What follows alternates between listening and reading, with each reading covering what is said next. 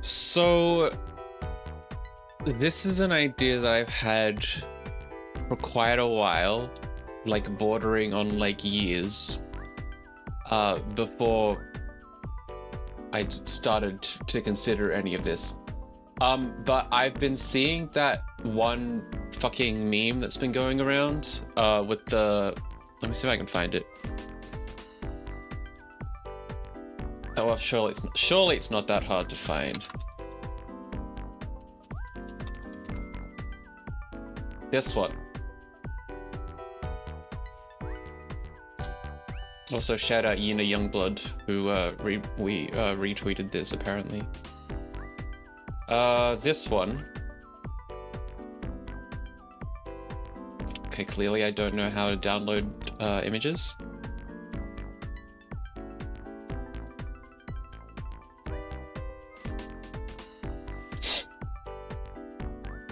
Clearly I'm competent. Come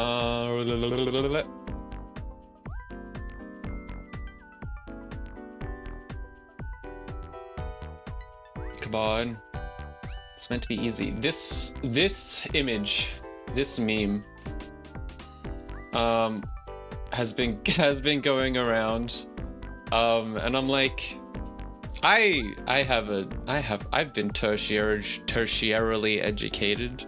A lot of the responses to these have been like STEM stuff, and I'm not as smart as that. But as stated in the title, I have a bachelor's degree. I studied music production and sound design. And I'm like, look, music degree, you know what they say about music degrees, you know? Not necessarily as... What did Yina do? Neuroscientist? I'm never gonna be a neuroscientist, but I know how to open up Ableton. But no, I did a lot of like analysis stuff as part of my degree, and I actually kind of really enjoyed that kind of thing. And I want to do it for fun for once, because what else am I going to use it for? So today we're going to look at one of my favorite video game properties ever, and part of the reason why I am an octopus. And we're gonna talk about, analyze, and tier list the Splatoon soundtrack. I want to do all of the things that Splatoon has done. There are 3 games and 2 DLCs. I'm not gonna get through that today. I would like to get through at least the first game and probably just stop it there, because that's a good way to end a stream. But if this is fun, then definitely I'm gonna do fucking all this shit.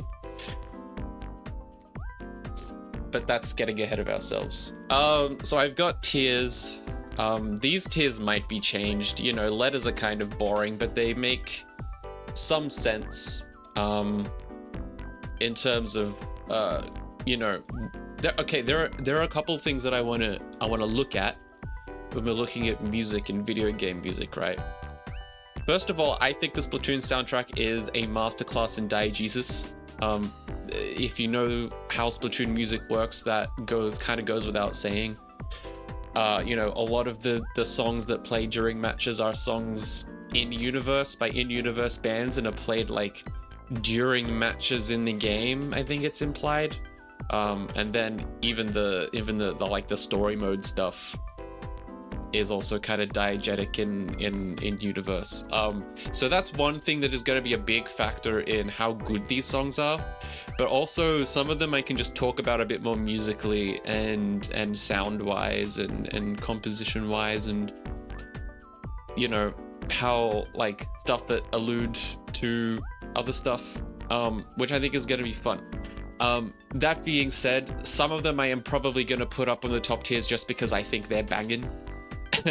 There are definitely, I definitely have bias, and this is my stream, so I get to say what it's good or not. I get to live out my biases in a non-academic context. So that's that. It's pretty simple. I've got I've got titles and I've got a waveform going, so that's pretty fun. You know. Let's start actually. Let's just do it. Let's just start. So this is also in order in the soundtrack CD. So that's going to be very helpful. I have a totally legal download of the soundtrack CD. And I can play through all of them as we go and talk about it and then drag them onto a slot. Okay, let's just go. First up is just the opening song, or opening stinger, I guess. And I do have some things to say about this one, which I think is really cool. But let's just start where we start and listen to the opening.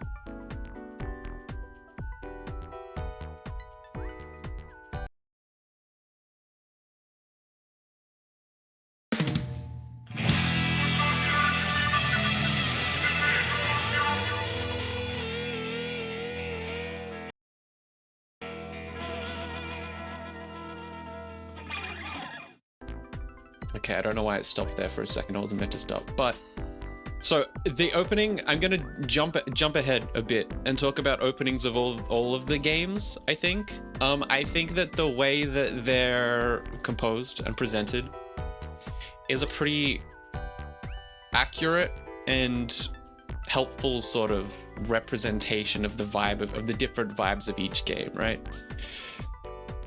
So for this one, you know, you have a short little build up. And then you have just sort of this explosion of this guitar chord, and these drums kind of twinkle out and it fades out with the vocals and all that. And, you know, when you think about the first game, it was, you know, it was something new and exciting. It was very colorful and very sort of alternative in terms of Nintendo IPs and projects at the time. And you know, it's kind of explosive. They want to hype up the hype. They want to hype up the hype, and they want to hit you in the face with it. So it's just this one sort of smack of music that really like gets you hype. Like in Splatoon 2, it's more of a, I guess we'll get there when we get there in however many fucking weeks or days or months or streams or whatever. Splatoon 2 is a lot more rhythmic, like it's sort of steady beat, and it's kind of, the guitars aren't quite as heavy in this as this one, because that's kind of got a more like refined sort of, I guess, artsy kind of, I guess mature is a bit more apt. And then in Splatoon 3, you know, it's again a steady beat, but it's like heavy guitars and like sort of metal composition with like the kind of like the slower chugging drums and stuff like that, because that's a game about like chaos, because that's what the Splatfest won. Oh, also I have a tier down here that's just diegesis out of 10 which basically is reserved for songs that serve their purpose in universe but not much else. Like probably that's just gonna be reserved for, I think I could think of a couple of like stingers, especially in story mode stuff. But in terms of ranking the opening, I think it's a good job. I think it's a fucking cool sound. I think Squid Squad the band has a really cool sound in general. I'm gonna leave it at A, just because it's kind of short and doesn't like wow. It doesn't wow me as a connoisseur, as an expert. But I think A, it sounds really good and it does its job. Both in universe and compositionally from the composers. Sick. Okay, now this one's kind of a longer song, I think. Yeah, this is, so we'll listen to it. Why not?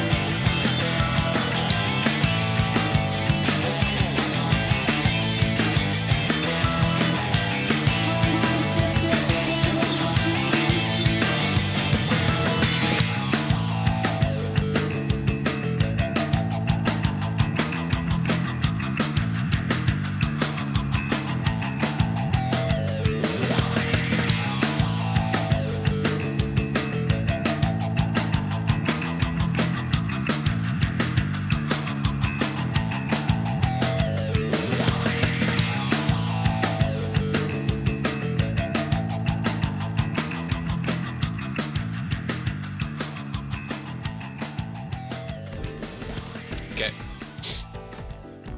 So in universe, basically, so that's for those of you who know the music of Splatoon originally. That's sort of that's got the I guess the main leitmotif. I'll talk about leitmotifs as well. The da na na na na na na. That's where that's from.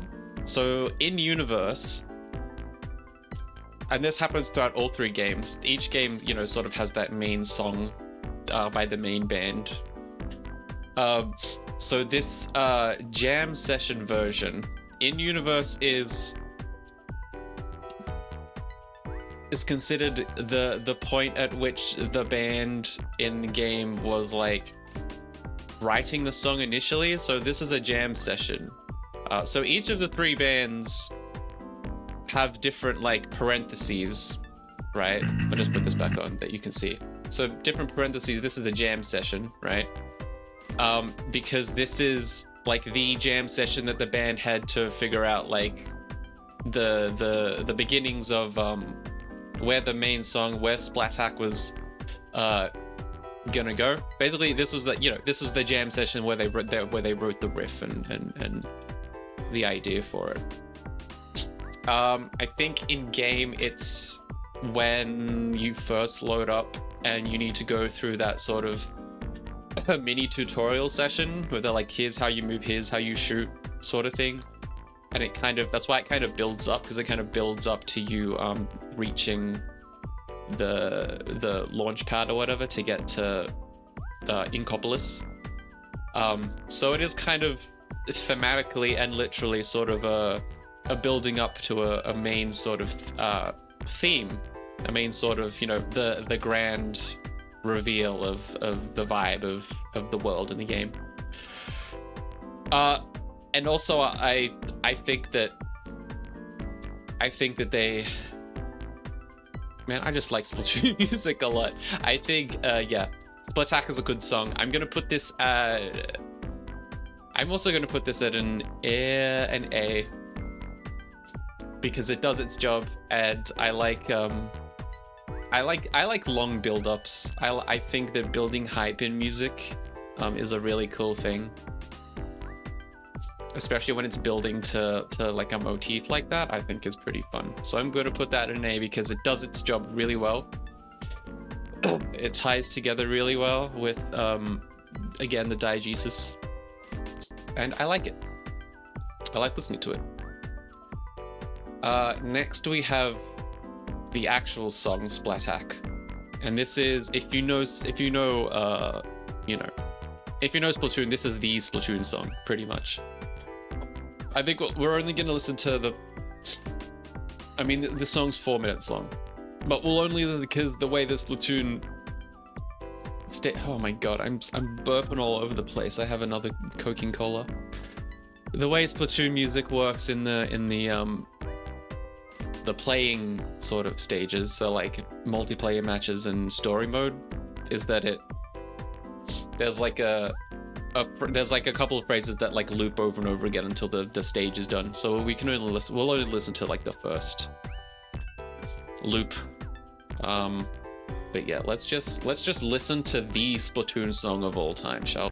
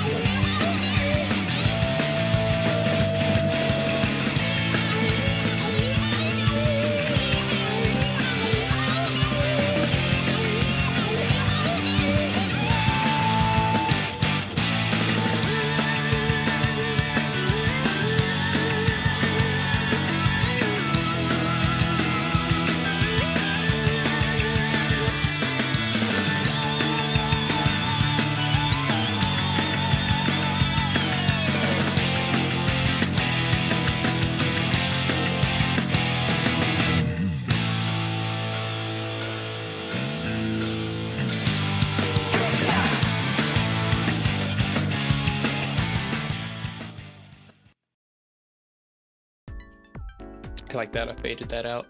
I faded that out myself like a DJ. Splatak.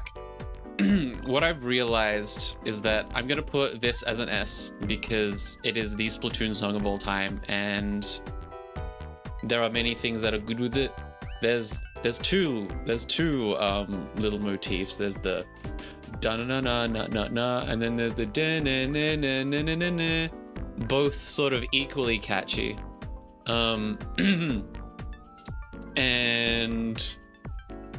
I think we could talk about a little bit of mixing, which is probably the least exciting element to watch on a fucking Twitch stream.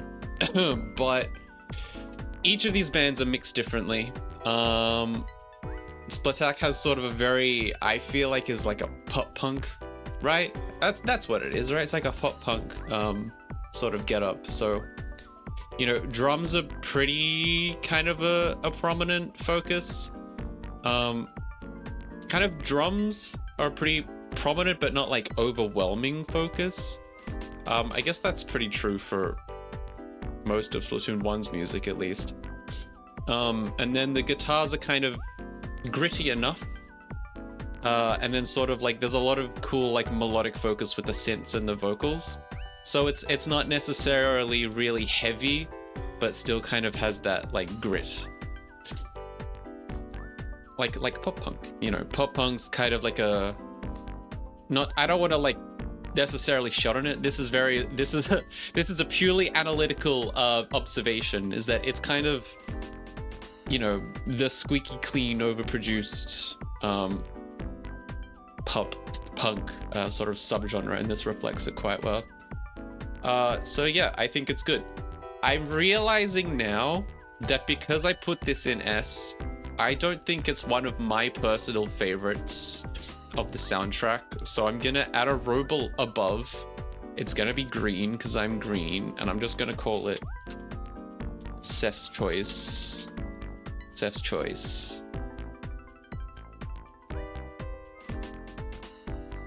That's how that works, yeah? Did that do it? Add row above. No, I changed it. Oh my god, I don't know how clearly I don't know how tier lists work. This is Seth's Choice because I know that I have favorites and Splatak is in it. It's green like me. Nice. Splatak S rank. Let's continue with Ink or Sync.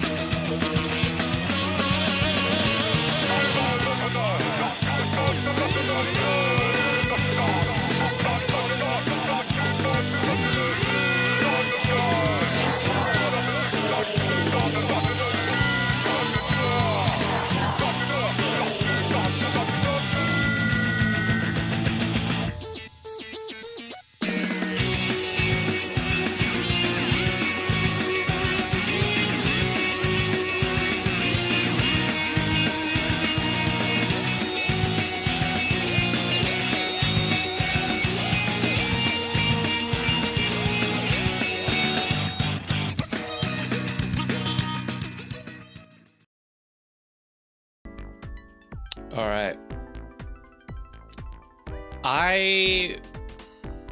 I'm gonna be honest, not my favorite Squid Squad track. I still think, I mean, it's a Squid Squad track, so I think it does its job. I'm gonna put it at B, personally.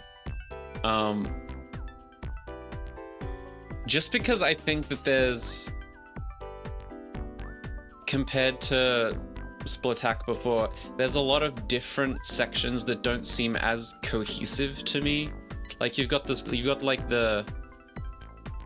there's some really interesting, like there's some cool chord progressions, but then there's also like the simple chord progression kind of, and then there's like the screamo section, and then there's there's a lot of different stuff that, while it does work together, I feel like that's not what I listen to pop punk for, you know what I mean?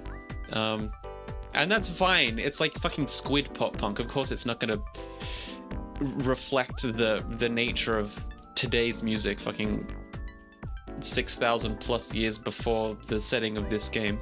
But that's just me. That's just my opinion on that. And I'm finding that I'm going to rank these a lot compared to their context for a lot of these, which is fun for me. That's what I did a lot of before, is sort of context-based analysis and composition. All right, let's keep it going. I'm spending way too much time on this. It's been half an hour and we've done 4 songs out of like 60. So let's expedite this discussion with, what is next? What do we just do? Ink or sync? Yes. So now is Seascape. This isn't a Seascape.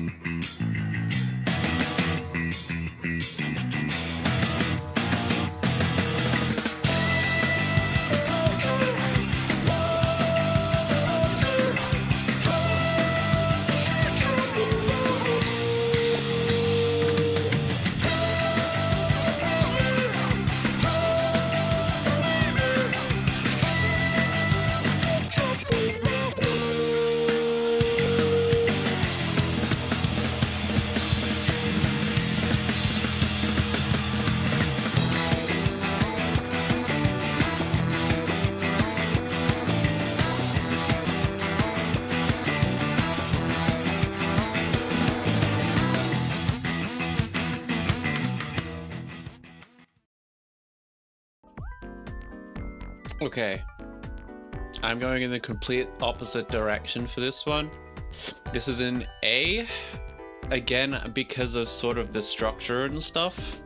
The sort of the backing chords and how they're just like chugging like throughout the whole thing basically is I think it ties it cohesively together rhythmically.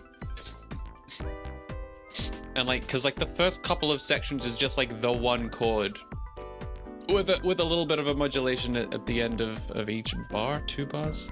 I'm saying a lot of big words. I don't want to say big words anymore. I don't want to think. But that, and I just really love like bit crushed sounds. But I like how it's like chugging along for like the first 2/3 of the song, and then it kind of like modulates into a, stop saying fucking modulate. You don't know what that word means. Kind of shifts into the melodic section with the vocals, and then it all kind of rolls back around. I think it's structurally very good, rhythmically very fun to bop to, I think, is the main thing, which is what you want pop punk to be. It's got to be boppable, you know what I mean? You got to bop to it. Okay, Crackin' Up like laughing, I guess, but it's a kraken. Anyway, kraken up.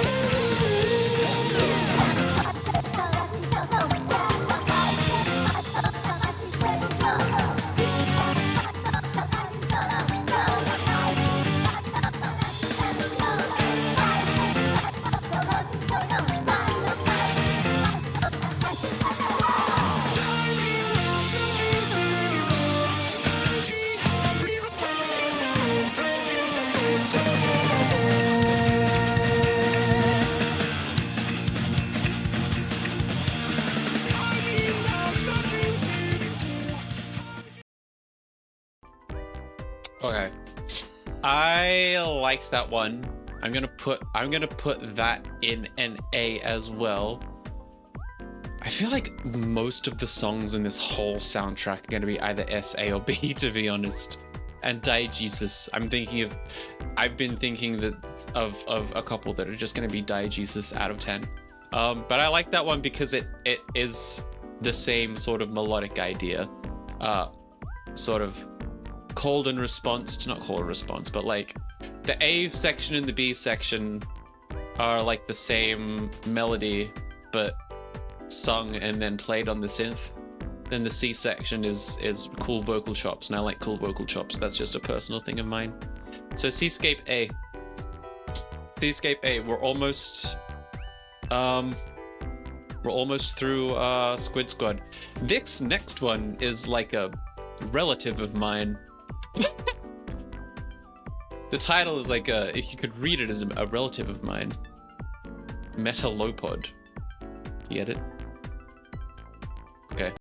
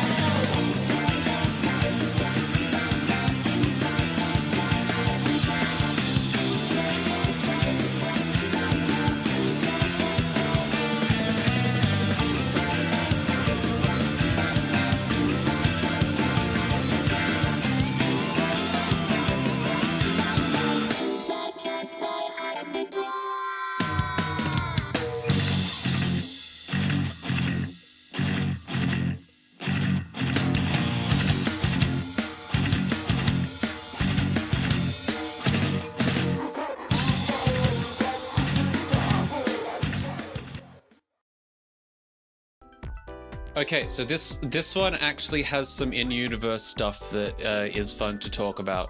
So that one was clearly very more sort of metal, chuggy, screamo, right? Like as the scream, like he was screaming, right?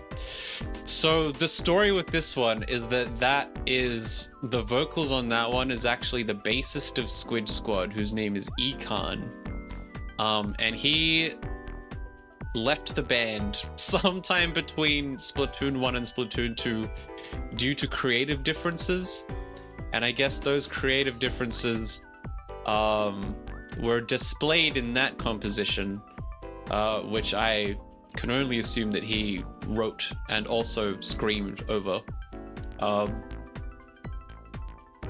So that's why it was different. That was why it's a lot more metal than punk. I think that that's cool.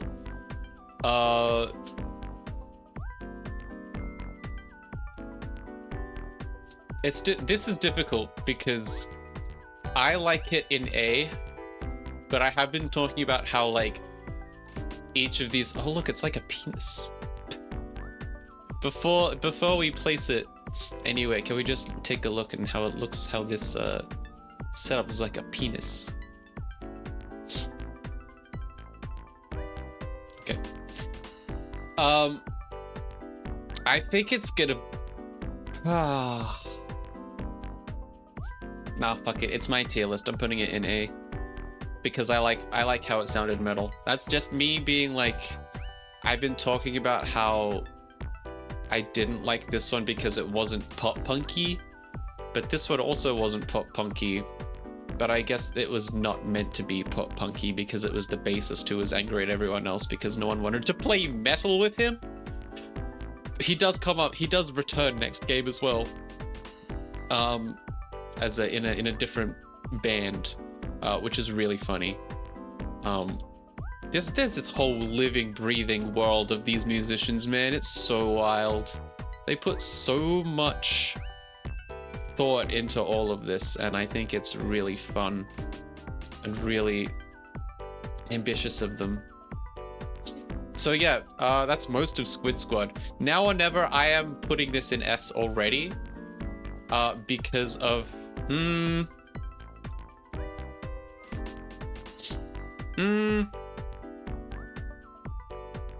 is it my choice? Do I have a choice?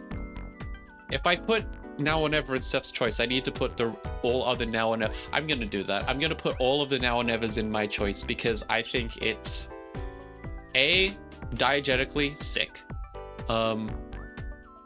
B, game-wise sick. And compositionally pretty sick as well. I routinely tear up whenever I hear the live rendition between Off the Hook and Squid Sisters in the Octotune soundtrack when they did all the where they put the concert in there. That whole concert never fails to make me emotional. But that's not for today. Let's listen to Now or Never, even though it's sort of a formality at this point if you know Splatoon, but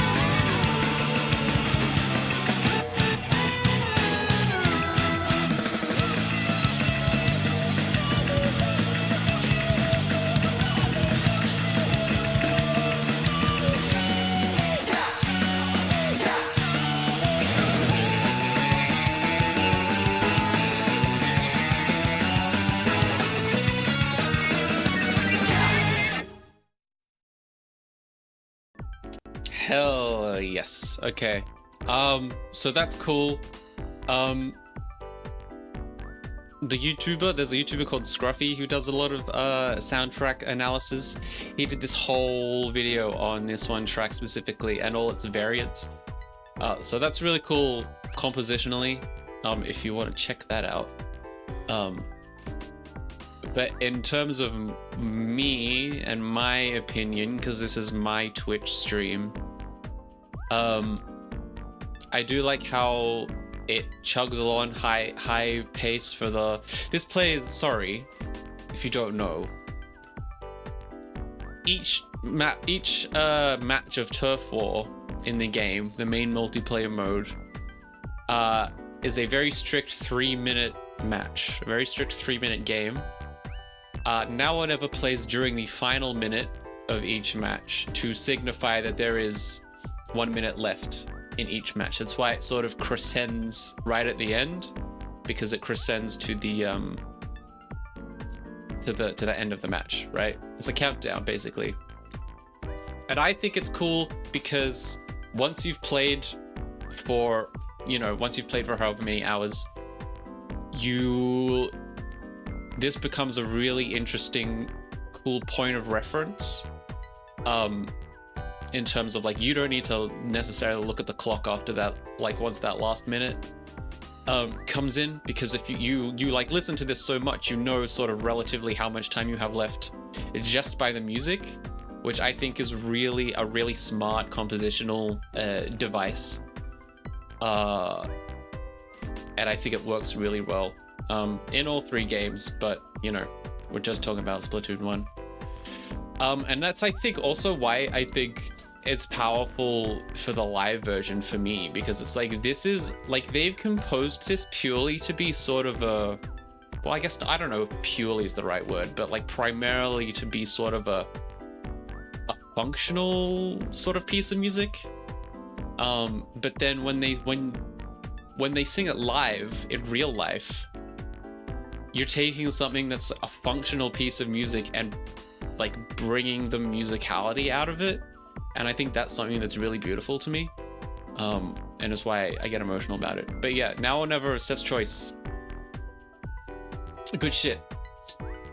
Oh, here we go. Okay.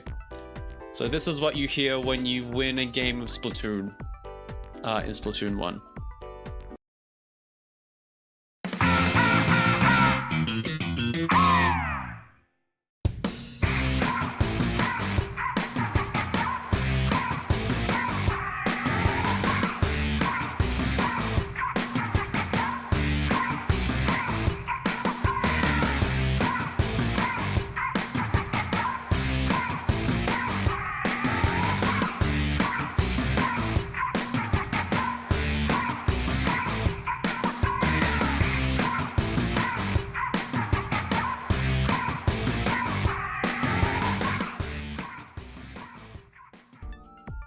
Okay, pretty high pay.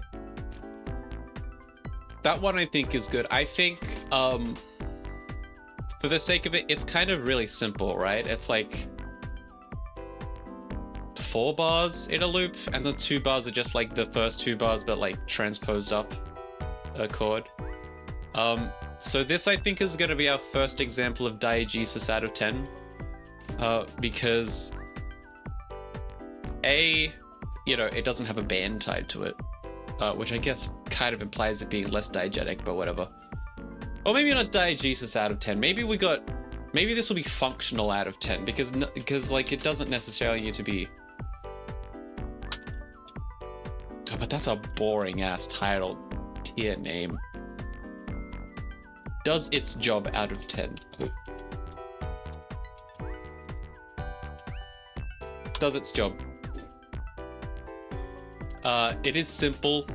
It has that feeling, you know, you've got the cheering, the chants, the clapping your hands, kind of like a sports game if you're cheering for a sports team.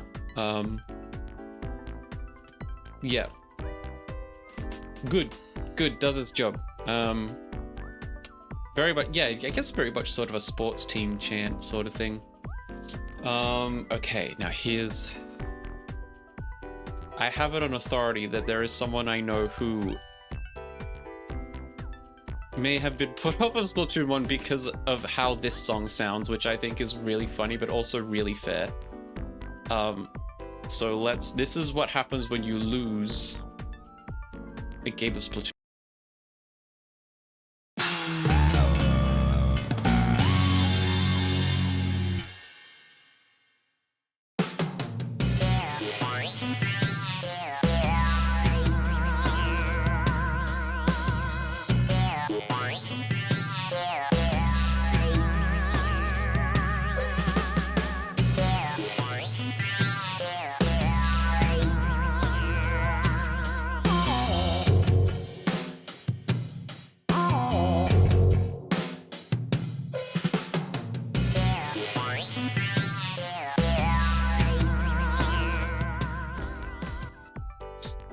that song not feel like you just got kicked in the fucking nuts? For real. You definitely, your team coach is gonna yell at you after that match because you did so bad. This is immediately, I think, going to does its job, because it does its job. It makes you feel like you lost that match. It's all, I guess it's all just like really wibbly wobbly and dissonant. Yeah, it's a very specific vibe that they did very, very well, which I think is very, very funny. It just feels like you're, this is what despair would sound like if it were a song, which I think is really funny. So that's going down there. Okay. Oh, okay. This is, I think, my favorite band of all time in the Splatoon franchise. This is the Chirpy Chips, also known as AXBY in Japan. Let's listen to some Chirpy Chips because they are fucking sick.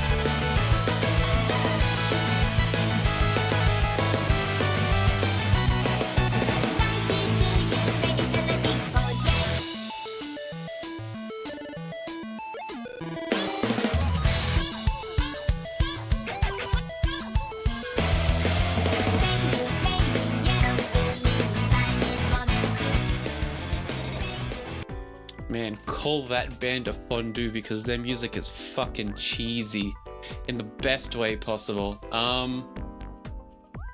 Yeah, so Chirpy Chips are a chiptune rock band, a la Anamanaguchi, I guess. And you know, it's a new band. We can talk about a little bit of mixing. They are very much more bass heavy than Squid Squad because they've got like the chiptune stuff going on, and those waveforms, even if simple, they can get fucking deep. They can get fucking rumbly. So they're did I glitch the fucking, no, I pinned them. Okay. They're very deep and rumbly, and it's very much like, you know, cutesy dance music. And you know, the lead singer, our girl Harmony Paruko, on the vocals, that bit crushed goodness. Yeah, very cheesy, very fun, very dancey. That little like chiptune solo in the middle, with like the pop progression. Good as hell. Good as hell. There are better Chirpy Chip songs in the next games, so I'm hesitant to put it at Seth's choice, but we can put it in S, sure. We'll put it in S. And then the second Chirpy Chip song.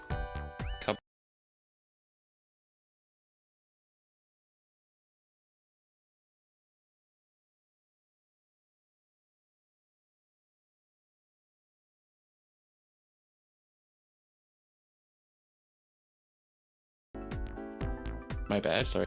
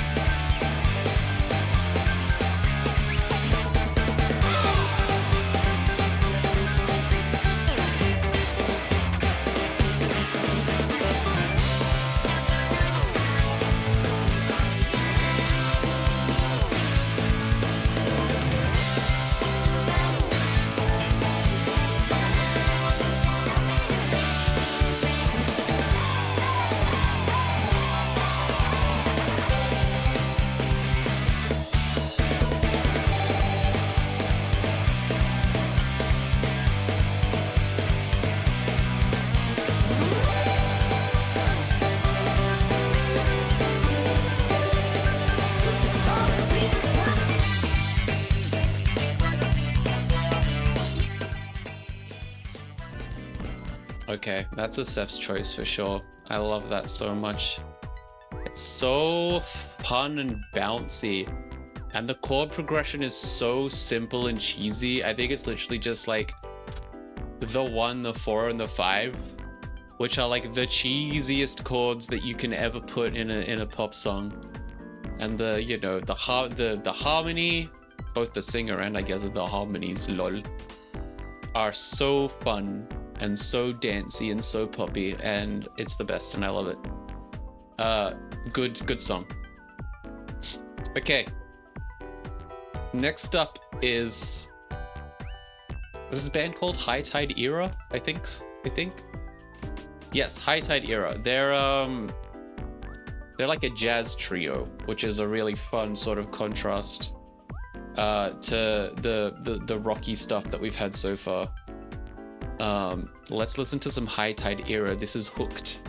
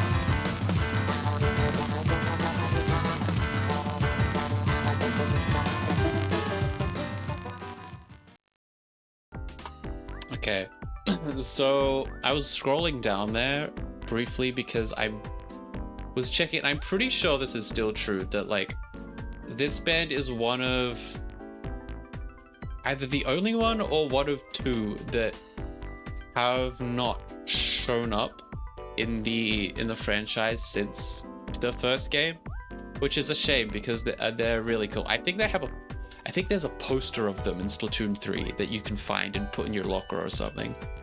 And you know, their songs play in the fucking lobby, but that's about it. So High Tide Era, a little bit of mixing stuff again. The drums are very, very far back. I feel like they're kind of very far back and very kind of, I guess you would say, muffled.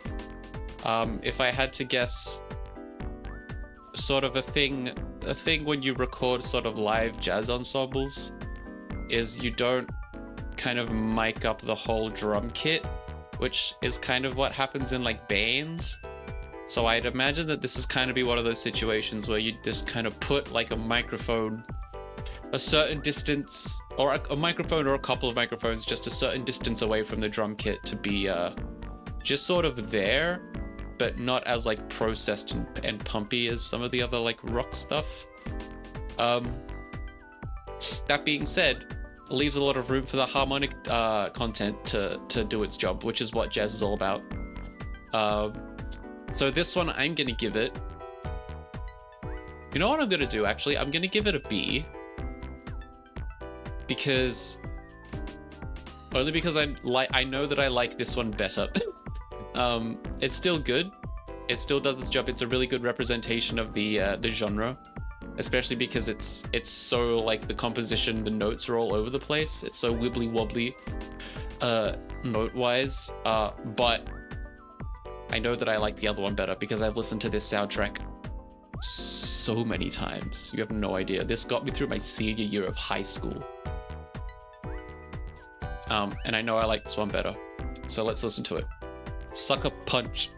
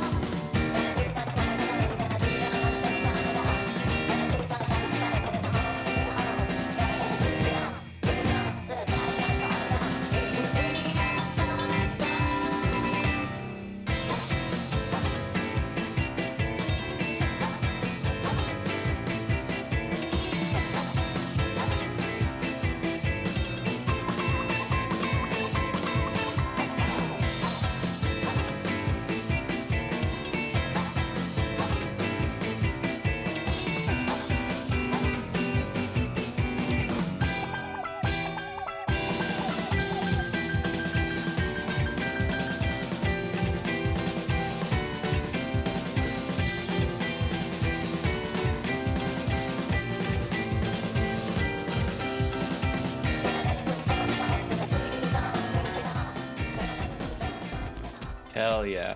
I think I really just like the piano chord progression at the beginning. I think it is very fun and very satisfying harmonically. Or maybe I'm just like a fucking basic music taste who likes cheesy chord progressions. I'm going A. It's a lot more upbeat and dancey, I think, which is in contrast to Hooked. Not necessarily better, but to me, a bit more enjoyable, especially during like a multiplayer match, which is again what these are all sort of multiplayer match. I think that's the last multiplayer song, actually. Yeah, it is. I guess apart from the Squid Sisters later on, but we're not there yet. Yeah, I think it's good. I think bopping out to that while trying to ink my ink is good music. What's next? Okay, we've got some UI stuff now.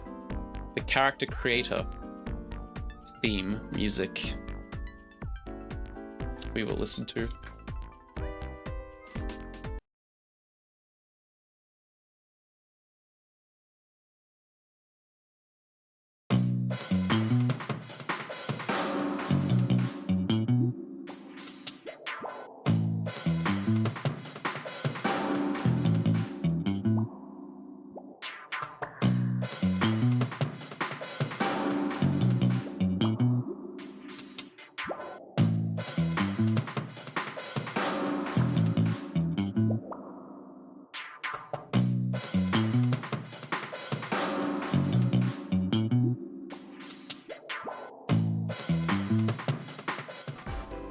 Love that. It's so chill.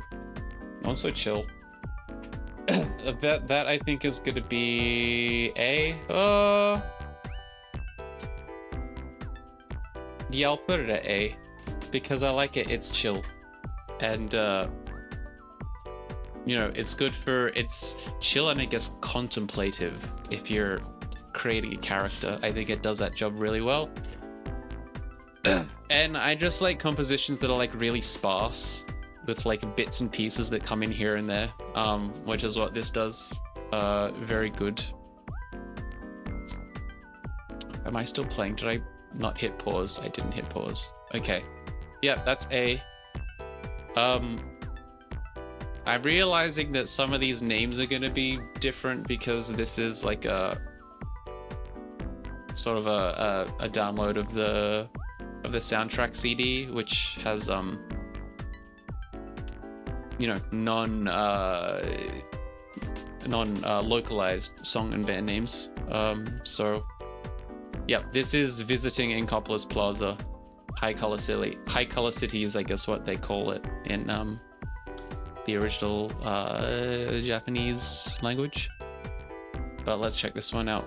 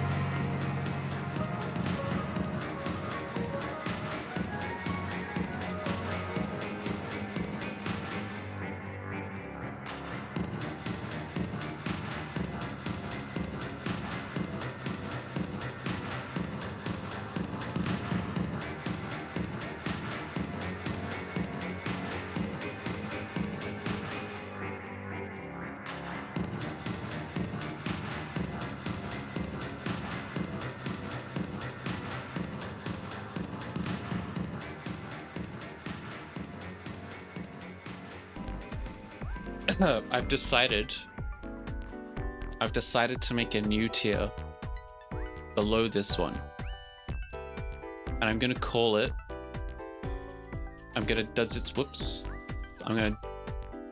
change its color, and I'm gonna call it Does Its Job Well out of 10. Because I think it does its job well. This tier is me being a fucking music person, and this is me being a Splatoon fan.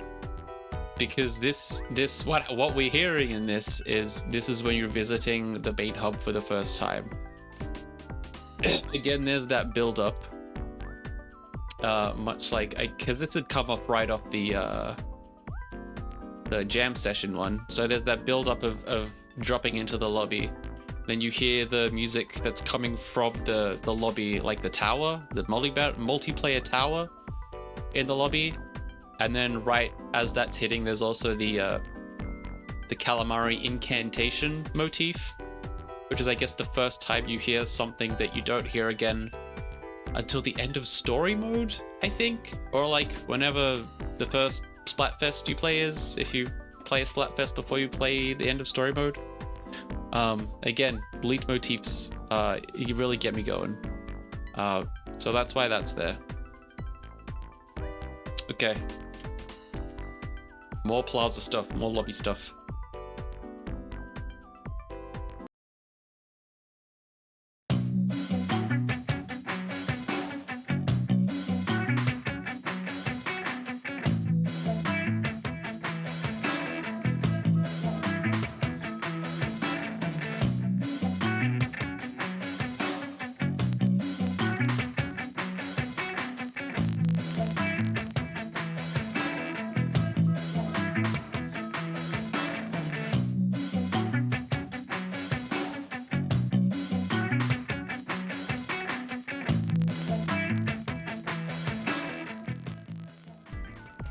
Okay, let me explain. This, I feel like, kind of automatically has to go here because it is an extension of the character creation theme. It's like the same shit but with more, right? And again, that more must mean better, am I right? But in this case, it actually is, because it's you're in it. First of all, you've entered the city. You've got more of a more steady sort of rhythmic thing going on, and also those like vocal stings at the end is from the jam session. So everything's kind of tying together thematically. You're putting bits and pieces of one thing into another thing, and it's good. It's good, and it's good, and it's fun. Okay, this one we're going to have to sit through quite a bit because this is more of a soundscape than it is a track. It's more of a sort of like, yeah, I guess you'd call this like a sound tour through the city of Incompolis. So this one's just fun to sort of sit back and let it take you where it takes you, I guess. Let's go.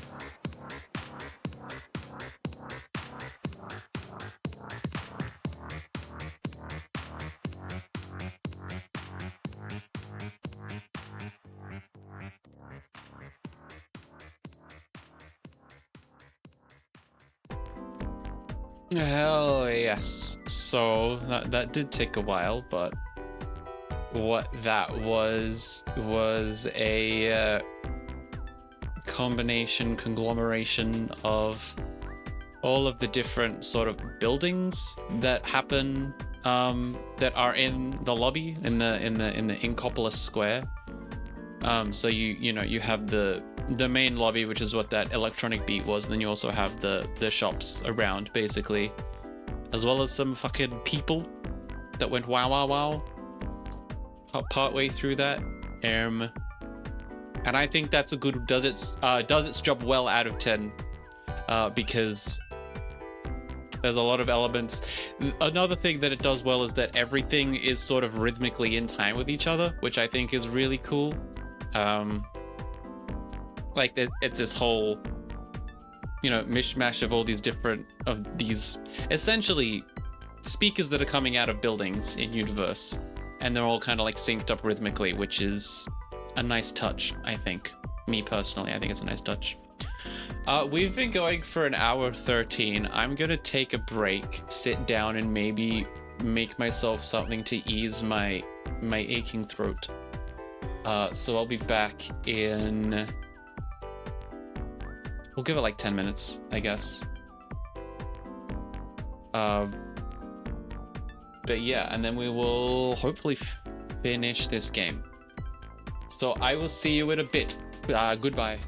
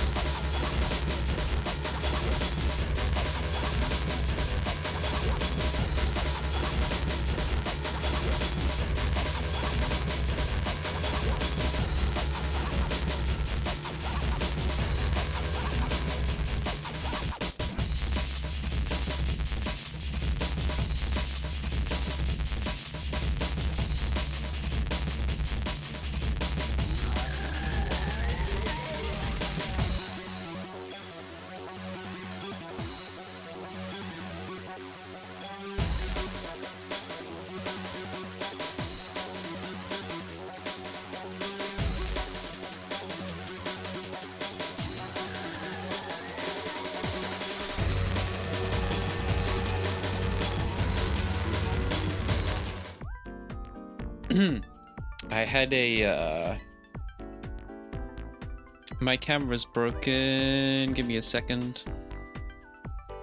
I had a I have a friend who I guess has to do a lot of speaking for their job.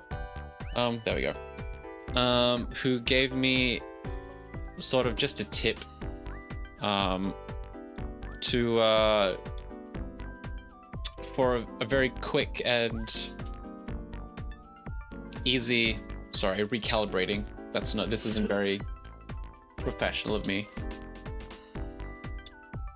A very quick and easy throat soothing relief is literally to just like put honey in hot water, and that's your drink. So that's what I have with me now. To continue this fun little session. And continue it we shall we? What are we up to? Right, okay. Oh, we've got some bangers coming up. Okay, sick. So this is, I believe, the lobby, like lobby of the multiplayer. Of the tower, the multiplayer tower place. When you look for match. This one's really goofy. So let's do it.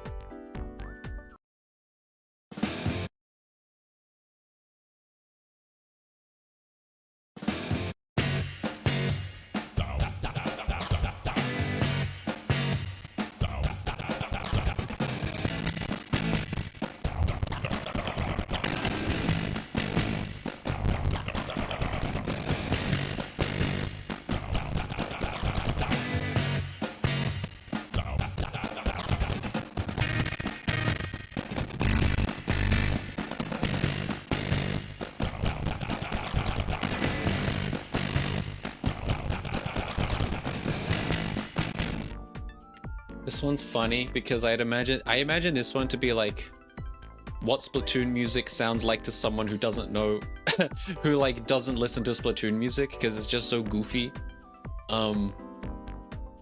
It's got that all over the place. I think it's funny. I think I'm gonna, you know what? Just because we don't have a lot of C's, I'm gonna put it at C. Not because I don't like it, but because I think it's simple and sort of not...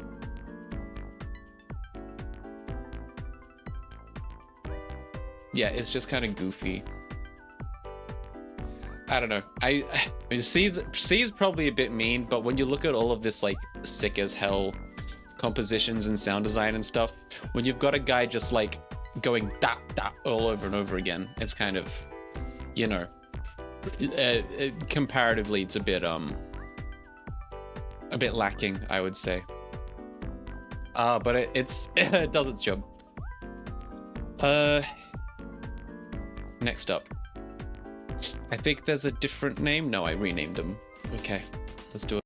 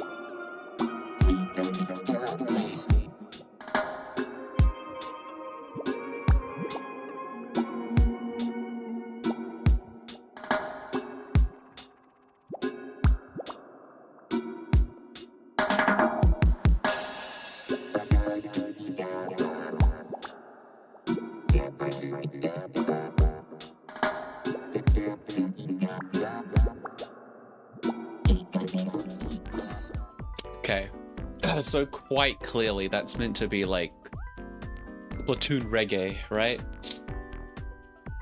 So this is sort of a very, very, very direct genre inspiration. You know, you've got the speed, you've got the syncopation, you've got the instruments. There's some steel drums in there. So yeah, and it's like, it's got, you know, it's an allusion to dub, which is sort of a reggae term, I guess. This is when you're waiting for a match to start, I think, which is, I think it does its job good because it's like, you know, you're trying to chill out, you're waiting, you're just vibing before the action.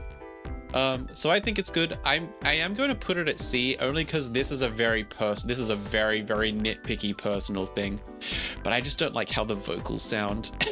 I think that the other songs where they've got like affected vocals to sound squiddy, the vocoding has been is a lot more clean. This does sound like Ableton vocoder to me, which is just like very messy, sort of a single saw wave being pumped into it. Not to say that it makes the song worse. Like, it's not a bad production decision. I just personally, I'm not really a fan of how it sounds. But that's fine. That's just me. Okay, this one next up. This is the shop theme. This is immediately going in Seth's choice because this is the boppiest kind of. This is probably like the most like, in terms of me, the most like music, more so than like Splatoon music that there is in this soundtrack. So let's give it a listen. I'm gonna play this one the whole way through. A, because it's good, and B, because it, like the Plaza music, it does change over time based on context. So let's do it.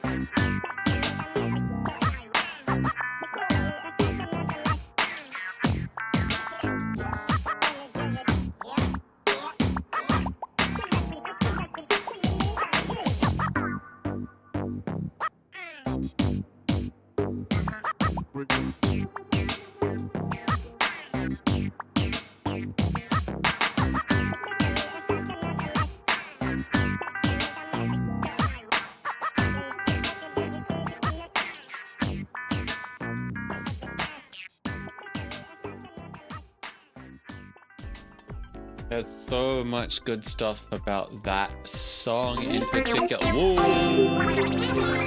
Spoilers. There's so much good stuff about that song in particular. The rhythm is great. The bass line is great. It's really simple. The chord progression is really simple. You know, the guitar playing the lick over the top is really simple. Everything's so like bouncy. The vocals are so bouncy. Yeah, it's just really chill and really, really vibey for me. I was fucking bopping along to that one more so than I have so far, at least, and potentially more than I will for the rest of this stream. So yeah, top tier for me. Seth's choice, my choice. All right, the news theme. We're getting into everybody's favorite duo, the Squid Sisters. It's time for the Squid Sisters and their role as the ambassadors, news anchors of the city.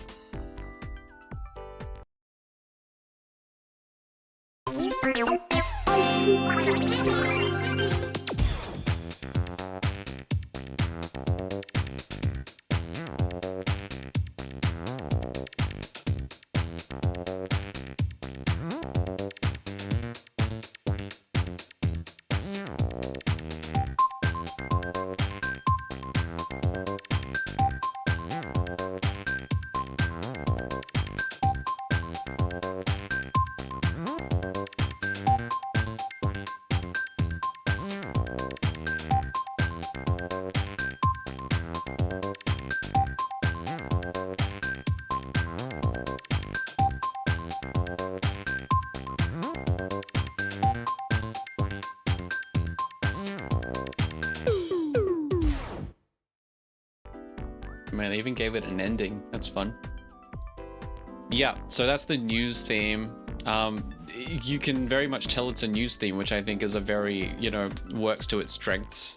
Little beat boops over the bass is something that I don't know why I would consider it very news-like, but it does seem very news-like. I guess that's sort of the it's become sort of a trope, hasn't it? And they used it well, I think. So I'm gonna give this I'll give it an A. I'll give it an A because it's also just fun and dancey and bouncy, and that's always fun. Yeah, nothing much to say about that. It's a good news theme. All right, we've got actual music again, guys. City of Color by the Squid Sisters.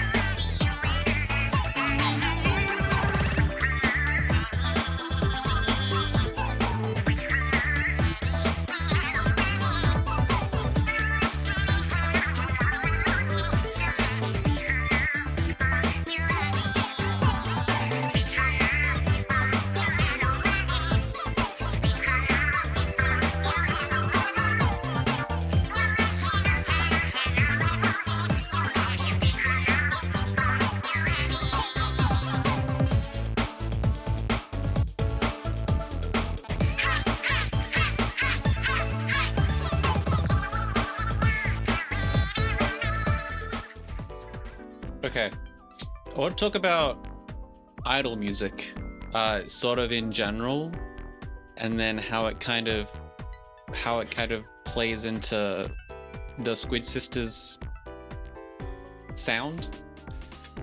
So the thing about idols is that they're meant to be like, you know, I don't know how to describe it without sort of being a little bit condescending, but they're meant to be like hyper produced, like symbols that anyone can like relate to, right? And anyone can kind of see as quote unquote the perfect representation of a person. And because of that, the production is more often than not kind of really super clean, right?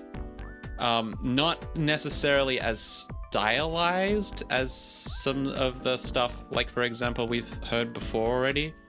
So a lot of it, and again, I guess the main thing is a lot of it, because it's made for the idol. A lot of the emphasis is just on the singing and the vocals, because that's what the idol is doing, and that's what people are watching the idol for. And it's the same in this case, even though these are like fucking wibbly wobbly squid sounds, music.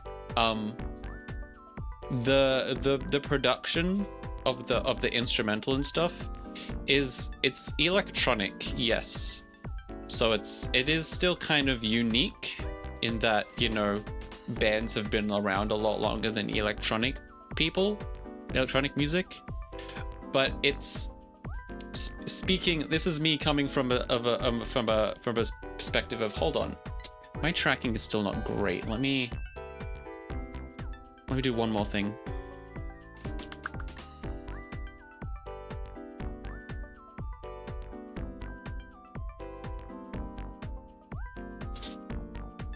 I'm not opening my mouth as much as I want to, which is a bit of a weird thing. Oh, it's because I'm choppy again. That's fine. That's not anything I can worry about. Speaking as someone who knows how synths work, these are very, very sort of simple synth patterns or simple synth sounds. There's not a lot of movement in them, and there's not a lot of things that would draw your attention to the instrumental specifically. It's a lot of like very simple sort of bass parts and chord parts.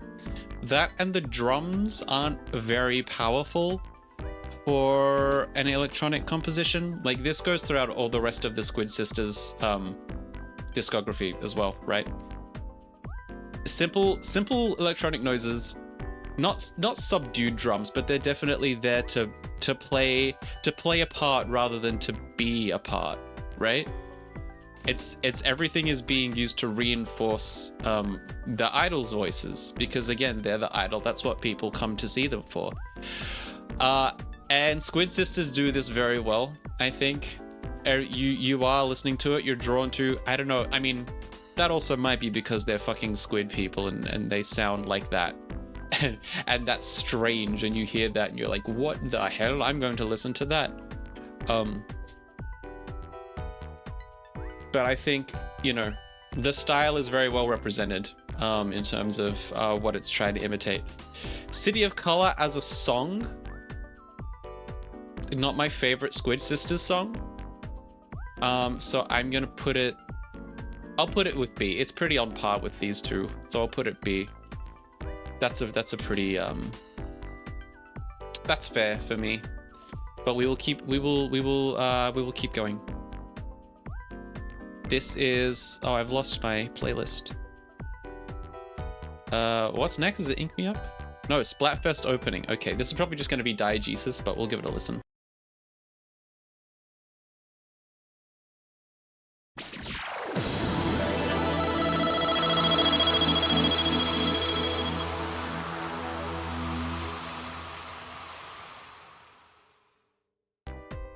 Yeah, that's that certainly is diegetic. That certainly is does its job. I think it just does its job. There's not really much of a job to do other than, you know, being an announcement sort of crescendo, just in general, which it does. Yeah, again, sort of the simple synth sounds as well. In accordance with it being presented by the sisters themselves. So I think that's a good. That makes me happy. Ink Me Up. This is I think my favorite Squid Sisters song ever. So we'll give it a listen.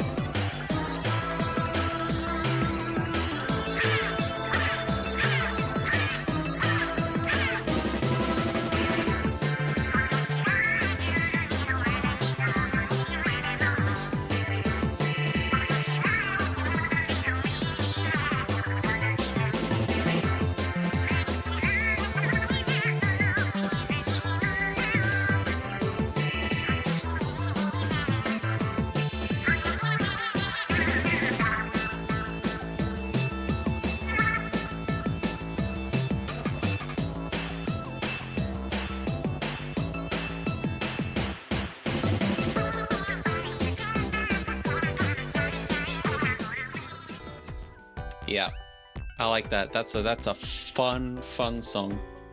That I think is going to hit. You know what? I think that's gonna hit an S for me. Because again, it's I love cheese, and that has at least two really of the big like pop chord progressions that I heard. It's catchy. It's really catchy. It's really upbeat. That section in the middle where they're like chanting, you could definitely see like thousands of fans at the stadium like pumping their fucking light sticks to those chants. You know what I mean? So I think it does its job, and it's a banger, and it's really catchy, and that's why it's an S for me. Now or Never Squid Sisters, we said that Now or Never's gonna be up in Seth's choice, and I still agree with this. We can still listen to it, and I guess to just see how that instrumentation that I mentioned, for how that idle instrumentation is utilized in this recomposition. Let's do it.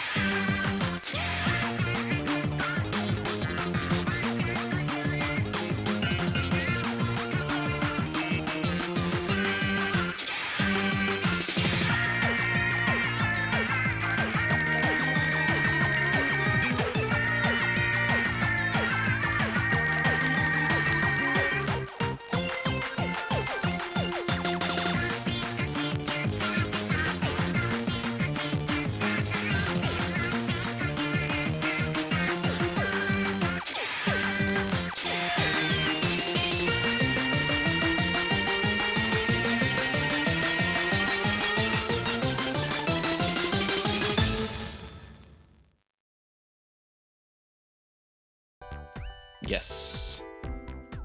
Good. Again, the electronic stuff reflecting the instrumentation.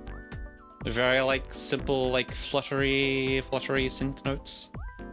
Good. Does its job, and it's now or never, which is always fun. Oh, here we go. Story mode. We're hitting into story mode now. This is gonna get wild, I can tell. Let's listen to Captain Cuttlefish's theme. Captain Cuttlefish, if you don't know, is this fucker. I'm gonna leave a picture of him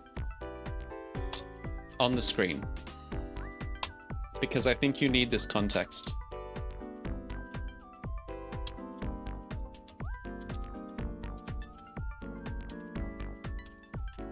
Ugh. Here he is. The fucker. Let's all look at this fucking guy while we listen to his theme song.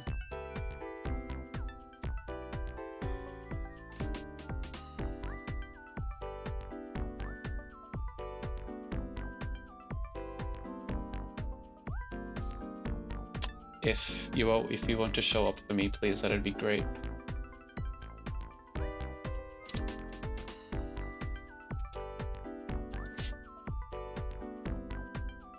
I thought I downloaded it, but then it didn't show up. So give me one more second.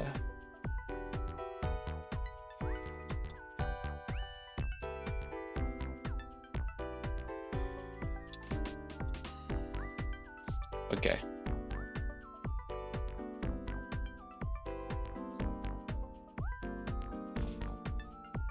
Alright, let's all look at this fucking guy. Oh, he's big. My bad.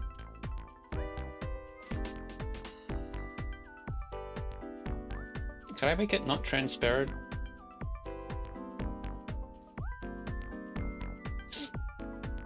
No, never mind. I'll put him in place of me. I'll disappear for a second. And we can listen to his theme.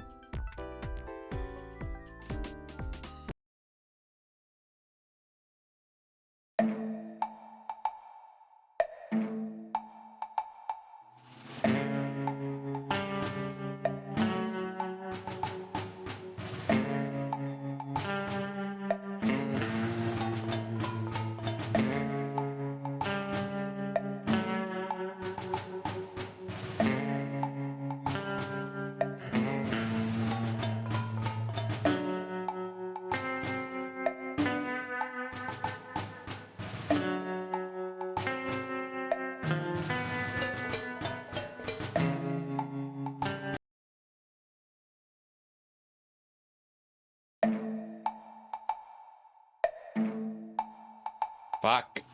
You get the idea. I don't know why that stopped.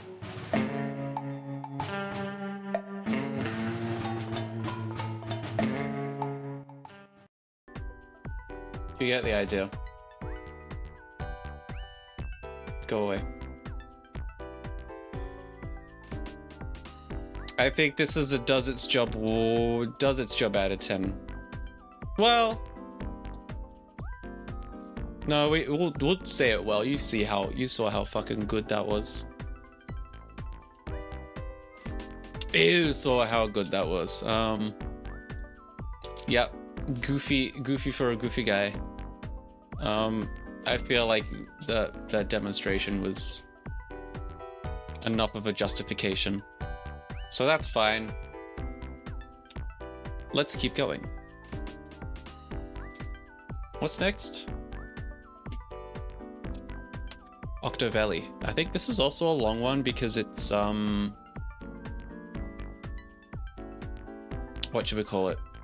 Progressive. As you move along the stages, it gets bigger. So sit tight, I guess.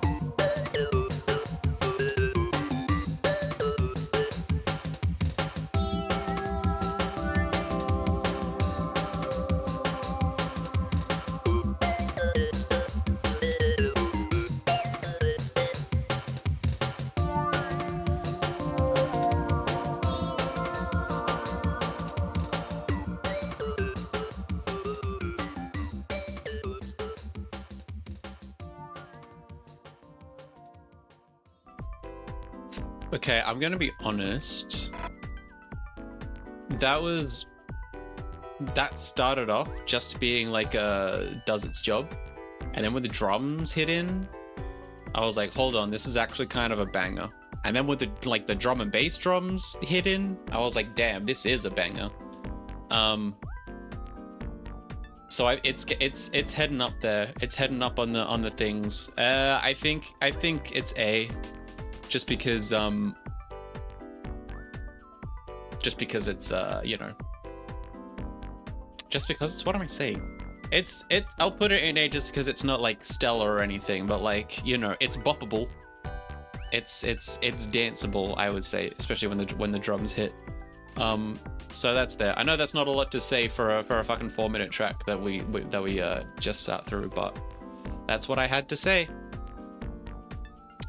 Okay, now we're on to fucking what are these fuckers' name? Octotool? Octotool. These are the Octotool songs. So these are the songs from the story mode, which in universe are like broadcasted to the Octarian soldiers as a sort of like, not like mind control, but like they're like, I guess like military anthem type of stuff to keep them like kind of in line with the army. So that's that, but they're also really goofy because I guess they're kind of meant to be the other culture in the world.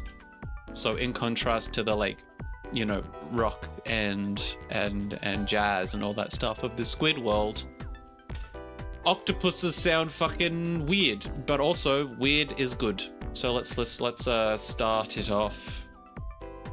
8-legged advance.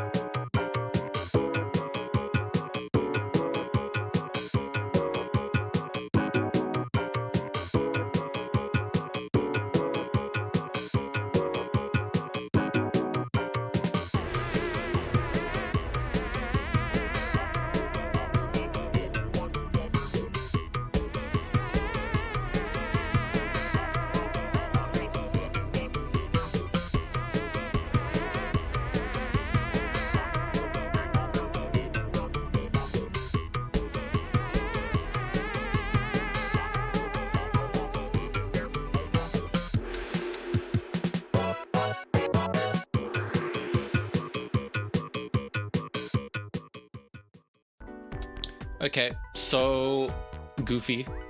Again, this is there's the meme of like the fucking burp sound that Splatoon is quote unquote known for. And this is what that is. It's Octarian music.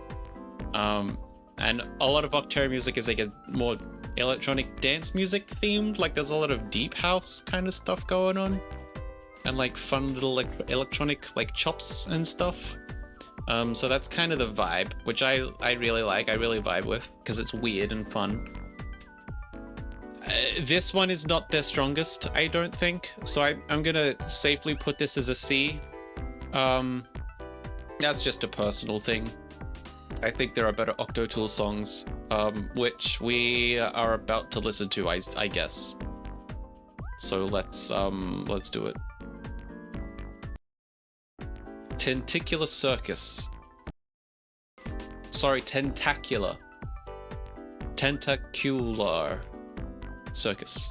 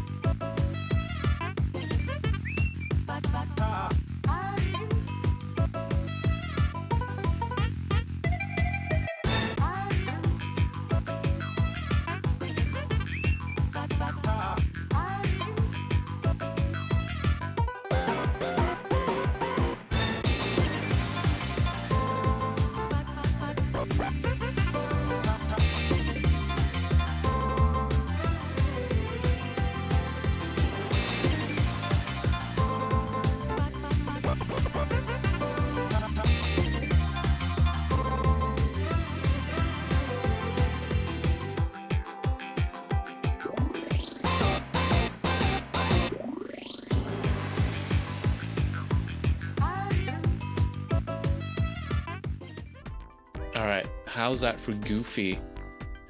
That is such a mishmash of so many different things.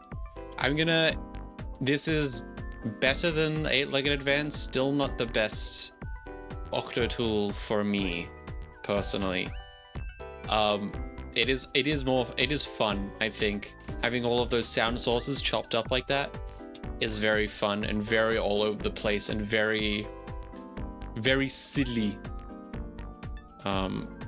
Something that regular music listeners probably wouldn't vibe with, but that's what makes it fun to me. I know there's this one that is immediately going to go up here.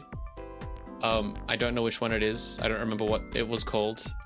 But you know, we'll get there when we get there, I guess. Right, next one, Cephaloparade. That's me.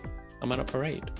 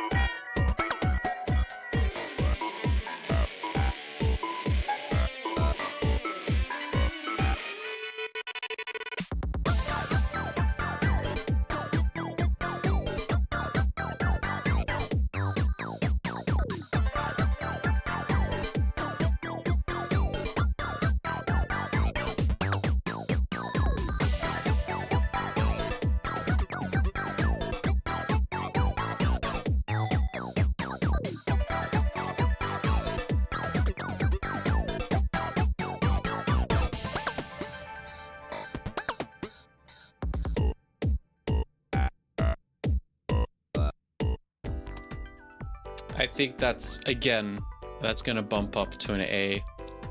We're just somehow it's just going increasingly better, which is fun. So we'll see if this next one is an S rather.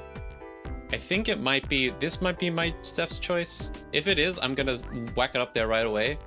If it's not, we can talk about it. If it's the one that I'm thinking of.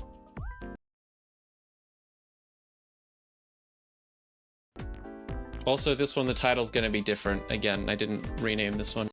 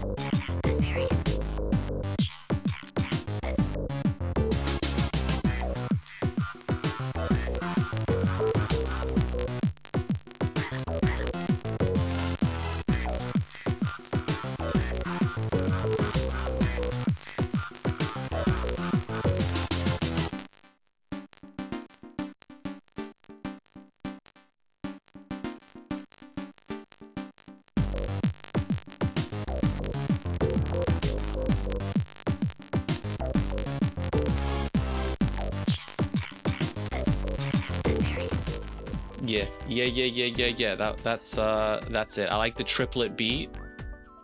I like how like choppy it is. Like it's not like it keeps bouncing in and out of silence, if you know what I mean.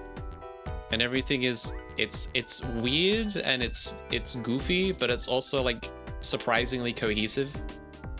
Like these other ones kind of have a lot of stuff mashed together like sequentially. This one has everything's mashed together like texture-wise. Like it doesn't keep like shuffling from sound to sound. And it's just really bouncy and dancey and really sick, and I like it. It is my choice. One of my choices. Oh, what's next? Octoling Rendezvous. I believe this is also in either the next game or the next two games as well as part of its soundtrack, I think. We'll have a listen.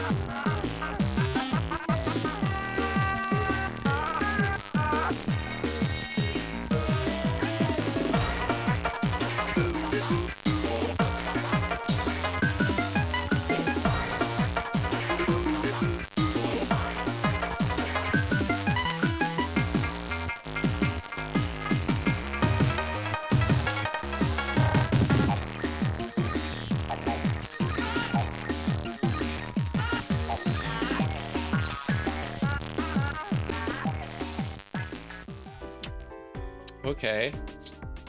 I'm thinking this might be a B. I think it's a B. It's like cohesive again, but it's not that exciting in my opinion. I don't know. It's the kind of stuff that you would maybe hear if Octarians made like stock music, you know what I mean? It's a good, it's like the style's fine, but it's just not as ear catching to me than the others maybe. Okay, this is the last of the Octotools songs. So let's give it a listen.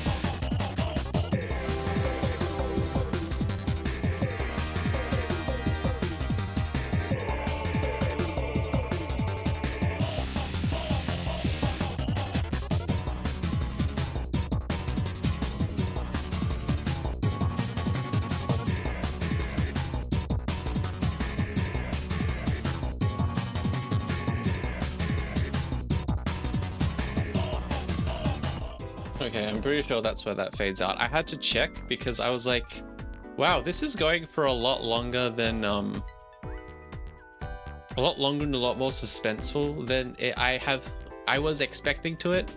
And I did look it up while I was listening to it, and it was like, this is the like boss theme for the story mode. So it was the different phases kind of got incrementally more incrementally just more stuff.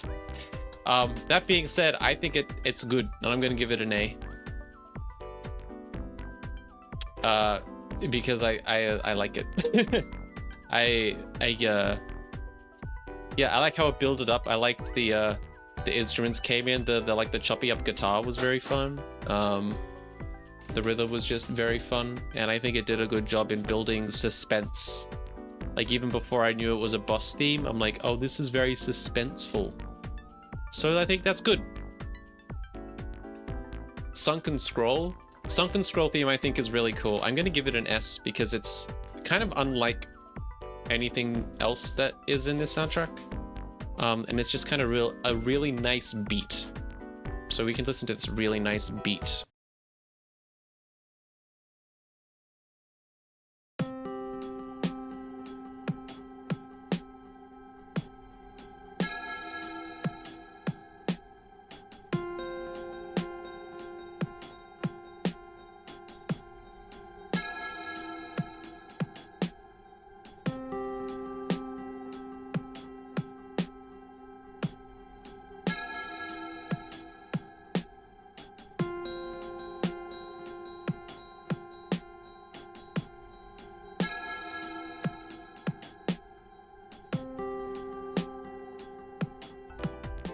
See, isn't that just really nice? Lo-fi hip-hop beats to find secrets to? I just think it's nice. I think it's nice, and it deserves an S because it's just... it's bliss. It's chill. It's again, not really in line with anything else except for maybe this, but it's a very different sort of vibe. But I like it. I like it a lot. Final boss of story mode, I Am Octavio, the theme of this is just Octavio, not Dr. Octavio. I can't remember. It's Octavio. DJ Octavio. That's his name.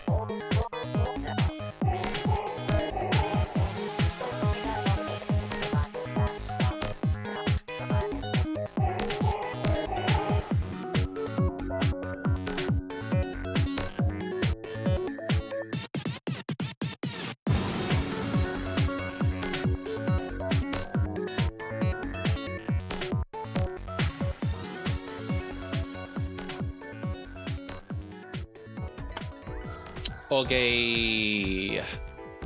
Sorry, I didn't realize. I should have remembered that boss themes have phases, and I was gonna pause it for several times throughout that, but then it kept changing. That like bit in the middle where it was just like or whatever sounded a lot like Stressed by Justice, which, if that was intentional, is pretty fun. I think this, I'm gonna honestly give it a does its job, because nothing really stood out to me. It was kind of, here's what it was. It was mostly just kind of repetitive, but I understand that in a boss fight scenario, you can't really kind of focus on anything other than the boss because it's a final boss, right? So I think in that sense, it's good that it wasn't distracting. And that's why I'm putting it in here. But there are some elements that were really cool. There were some chopped up vocals in there that was really cool, but nothing sort of strong enough for me to put it in a lettered tier, personally. But I think it does do its job in sort of just being a background element to a fight that you need to focus on. Holy shit, we're almost there. We've got these final Squid Sisters beats. Let's listen to some more Squid Sisters. This is the sort of other... This is... If Splatak was the song that everyone knows what Splatoon is, or people who don't know what Splatoon is thinks that's what Splatoon sounds like, this is the song that if you are a Splatoon fan, this is what Splatoon sounds like. The legendary, the heavenly melody, the calamari incantation.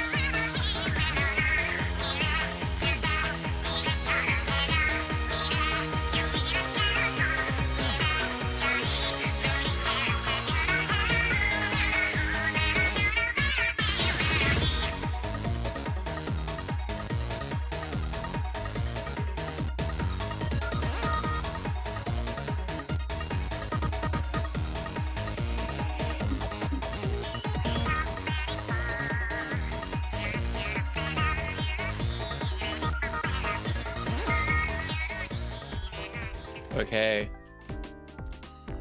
Legendary. So the lore behind this, is that this is sort of it's kind of a song that every Inkling is born with, question mark, that kind of makes up the soul of the Inkling. As we can see, like 5 songs down the line, it is kind of an ancient, or not ancient, but traditional Inkling folk song that here has been repopulated as an idol song, which again, the idol instrumentation is all there. But this one, I guess, because it's a folk song, has this even more of a focus on like singability and melody and repetition. And I think it does a good job. I think for the sake of lore, I will put it at an S, because it is so important in its lore and does its job a lot. Does that lore justice in its composition. Yes. Yes, very good. Maritime Memory. Maritime Memory. When the Maritimes have memories.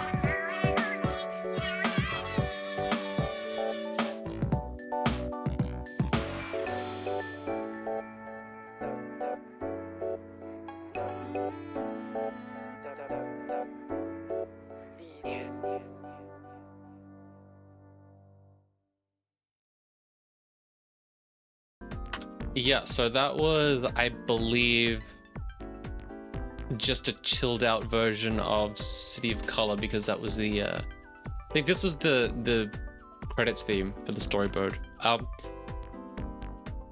I'm gonna give it does its job. I think there's nothing really to stand out about it. If anything, it's sort of a not worse version, but just like a more stripped back version of an already like kind of hyper song. So I feel like it's more of a functional sort of wrapping up of the story, I feel like, and that's fine. It does its job. But yeah, nothing to me really stands out for me to put it in a lettered tier. Okay, 3 more. These ones I haven't actually listened to that often because they were not on the soundtrack CD that I got way back in the day. And they're also very quiet because these are just YouTube rips because that's where they were released. That's the only place, as far as I'm aware, that you can listen to them. Because they were like way after Splatoon's lifespan was in its prime, the first game at least. These are solo songs, I believe, from Callie and Marie respectively. And this is Callie's solo song, Bomb Rush Blush, I think is what it is. So let's give it a shot. Let's give it a listen.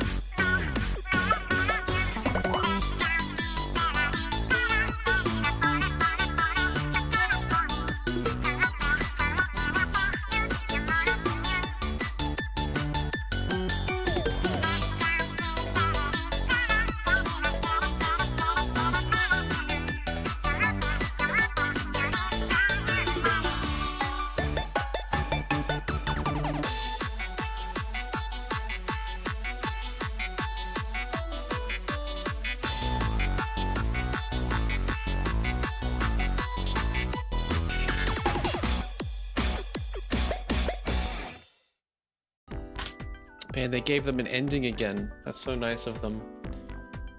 That's very Callie, I will say, as the bubbly one of the two.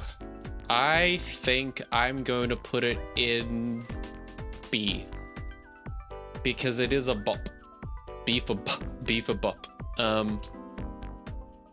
Yeah, there was a little chord progression in there that's very cheesy, and the melody is very cheesy. But that's Callie for you. That's a pop song by a bubbly pop girl, and I like it. I like it enough to be a B. And now this is Marie's solo song called Ty. It's so weird because these songs the melodies and stuff were used in the boss fights for Splatoon 2, specifically because of story stuff. Callie and Marie are involved. So I'm recognizing these melodies, but not any of this instrumentation. It's throwing me off quite a bit.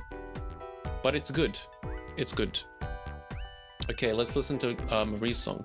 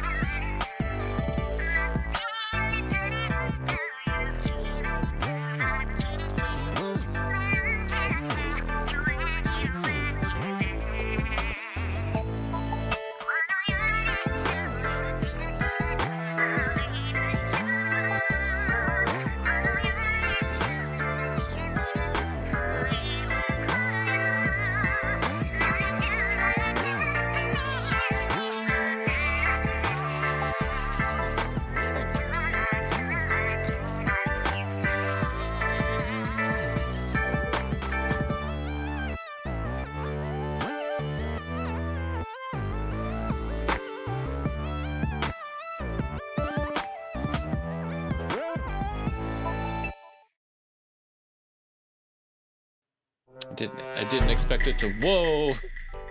My bad, wrong button. I didn't expect it to end that quick, but yeah, that was fine. I feel like that does the same amount of job as Bomb Rush Blush. I liked it. It was chill. It reflected Marie to the same degree that Bomb Rush Blush represented Callie. Nothing else to say. I guess both of them was weird. Both of them kind of had... The structures were very similar, which I thought was interesting. They had this sort of like a downbeat, simpler... Like in terms of progression, it had like a simpler progression. And a simpler and like less satisfying, more build-up-y progression, and then it switched into like a more pop progression for the second half, which I think was a good touch. And I think they might have done that on purpose for Splatoon 2 now that I think about it, in which case, that'd be pretty sick. Okay, this last one, we've basically finished this. This last one I'm going to put into Does Its Job Well, because this is the... Like I said, Calamari Incantation was a folk song. This is the This is the folk song as performed traditionally by squids in the olden days. If I can find it.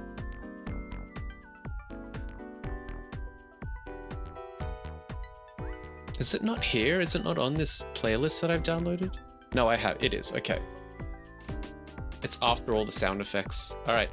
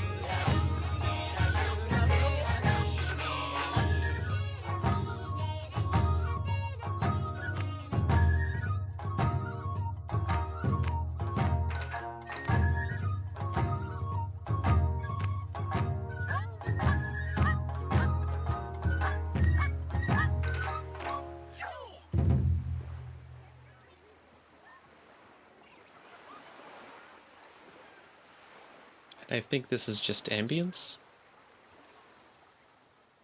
Yeah, it's just ambience. And that's that. I think that's a cool inclusion to the CD. I think that's a nice little bit of world building. And it does its job well, which is why I put it in its does its job well. Because also the instrumentation and the like the round robin call and response type of stuff that was going on, that was cool. We had no D rank. I'm gonna delete this tier because Splatoon music is so good that it doesn't need a D tier. Nothing was in D tier. And I would agree with that. Well, we've done some work here today, and it took about as much as I thought it would take. I'm scared of doing the next games because there's more tracks in each installment, and if this took us 2.5 hours, then I'm gonna need to set out a fucking whole day for 2, Octo, 3, and Auto-Tune. But I don't want to think about that right now. I'm glad that we got through this, and this was really just an excuse for me to talk about music in Splatoon, because I don't get that opportunity very often, so I made it myself. So yippee to me, that's my epic hack. If you want to be a nerd and speak to someone, just do it on the internet. That's the lesson of today. Okay. That's good. That's it. That's fun. That was fun. That's okay. That's it. I'm gonna go now.